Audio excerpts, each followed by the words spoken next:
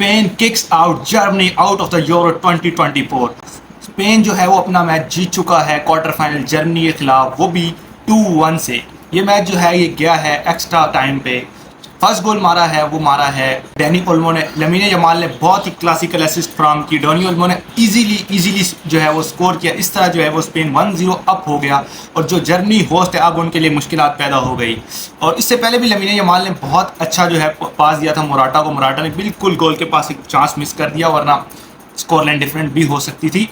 और अगर आप देखें मैच बहुत ही अच्छा रहा। फर्स्ट हाफ जो है वो स्पेन ने डोमिनेट किया, लेकिन जब सेकंड हाफ शुरू हुआ तो जर्मनी ने डोमिनेशन की। पूरा हाफ बहुत ही अच्छा वो लोग खेले। 88 मिनट में रिट्स ने एक अच्छा गोल, इजी गोल जो है सामने बिल्कुल उससे गोल के मिल गया था और उसने इजी गोल स्कोर किया, जिसकी मदद से 1-1 स्कोर हो गया और मैच बहुत ही दिलचस्प हो गया।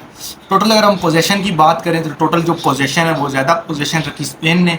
उसके बाद अगर हम जाएँ एक्स्ट्रा टाइम की, तो एक्स्ट्रा टाइम में भी जर्मनी ज़्यादा अच्छा खेल रहा था, लेकिन स्पेन ने ये गलती की। स्पेन ने अपने मेन प्लेयर्स को बाहर बुला लिया, जिस तरह लमीन यमाल उनके हो गए थे, सब हो गए, मोराटा उनका सब हो गए, उसके अलावा उस तरह से निको विलियम्स भी सब हो गए थे। लेकिन फिर भी स्पेन ने काफ़ी अच्छा खेला और बिल्कुल लास्ट मिनट में मैरिनो ने गोल स्कोर कर दिया, जिसकी मदद से स्पेन थ्रू हो गया।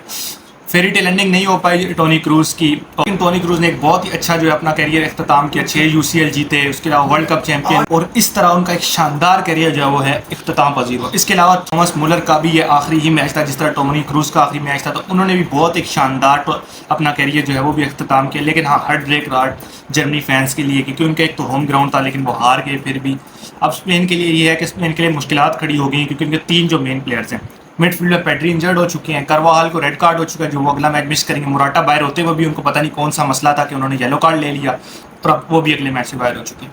अभी जो मैच है वो पुर्तगाल और वर्सेस फ्रांस चल रहा है। हाफ टाइम हो चुका है, पुर्तगाल बहुत अच्छा खेल रही है, लेकिन देखेंगे कि फाइनल क्या होता है। और मेरे ख्याल से जो भी पुर्तगाल फ्रांस में से जीतेगी स्पेन के लिए ईजी नहीं होने वाला।